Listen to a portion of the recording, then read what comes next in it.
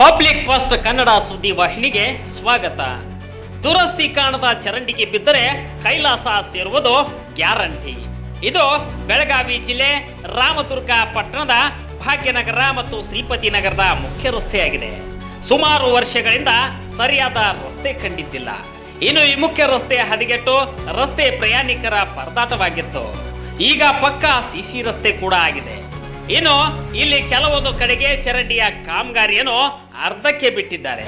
ಈ ರಸ್ತೆ ಭಾಗ್ಯನಗರ ಮತ್ತು ಶ್ರೀಪತಿ ನಗರದ ಕಡೆಗೆ ಹೋಗುವ ಮುಖ್ಯ ರಸ್ತೆಯಾಗಿದೆ. ಈ ರಸ್ತೆ ದುರಸ್ತಿ ಇಲ್ಲದೆ ಹಾಳಾಗಿ ಹೋಗಿತ್ತು. ಇನ್ನು ಮಳೆಯಾದ್ರೆ ಸಾಕು ಹೇಳುವುದೇ ಬೇಡ. ಮೊದಲೇ ತಗ್ಗುದಿನ್ನಿಯ ರಸ್ತೆ ಕೂಡ ಆಗಿತ್ತು.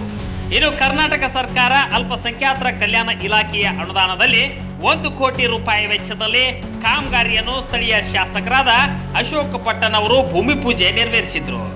ಈಗ ಈ ರಸ್ತೆ ಕಾಮಗಾರಿ ಸಂಪೂರ್ಣ ಸಿಸಿ ರಸ್ತೆಯಾಗಿ ಪರಿವರ್ತನೆಯಾಗಿದೆ. ಆದರೆ ಈ ರಸ್ತೆ ಕಾಮಗಾರಿ ಅವೈಜ್ಞಾನಿಕವಾಗಿದೆ. ಮೊದಲು ಚರಂಡಿ ಮತ್ತು ಕುಡಿಯುವ ನೀರಿನ ಮನೆ ಮನೆಗೆ ಪೈಪ್ಲೈನ್ ಹಾಕಬೇಕಿತ್ತು. ಕುಡಿಯುವ ನೀರಿನ ಸಮಸ್ಯೆ ಕೂಡ ತುಂಬಾ ಇದೆ.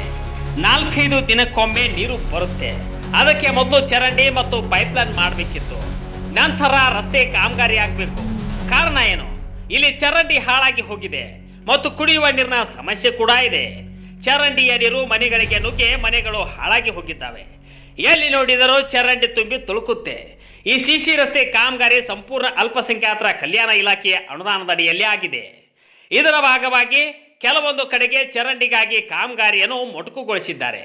ಕಾರಣ ಚರಂಡಿ ಸರಿಯಾಗಿ ಆಗಲಿ ಅಂತ. ಕಾಮಗಾರಿ ಮುಗಿದು ಸುಮಾರು 6ರಿಂದ 8 ತಿಂಗಳು ಕಳೆದರೂ ಇನ್ನೂವರೆಗೂ ಯಾವುದೇ ಚರಂಡಿ ಕಾಮಗಾರಿಯಾಗಿಲ್ಲ. 4 ತಿಂಗಳ ಹಿಂದೆ ವಯಸ್ಸಾದ ಬಡ ಮಹಿಳೆ ಹಿಟ್ಟಿನ ಗಿರಣಿಗೆ ಹೋಗಿ ಬರುವಾಗ ಈ ಚರಂಡಿಯಲ್ಲಿ ಬಿದ್ದು ತನ್ನ ದುಡಿಯುವ ಕೈ ಮುರಿದುಕೊಂಡು ಮನೆಯಲ್ಲೇ ಇದ್ದಾಳೆ. ಸರಿಸುಮಾರು 8ರಿಂದ 10 ಸಾವಿರ ರೂಪಾಯಿ ಆಸ್ಪತ್ರೆಗೆ ಖರ್ಚು ಕೂಡ ಮಾಡಿದ್ದಾಳೆ ಈ ಬಡ ಮಹಿಳೆ. ಹಾಗಾದರೆ ದುಡ್ಡು ಎಲ್ಲಿಂದ ತರಬೇಕು? ಈ ಘಟನೆಗೆ ಅಧಿಕಾರಿಗಳು ಕಾರಣ ಎನ್ಬೋದು. ಇನ್ನಾದರೂ ಇತ್ತ ಕಡೆ ಗಮನ ಹರಿಸ್ತಾರಾ ಎಂಬುದು ಕಾದು ನೋಡಬೇಕಿದೆ.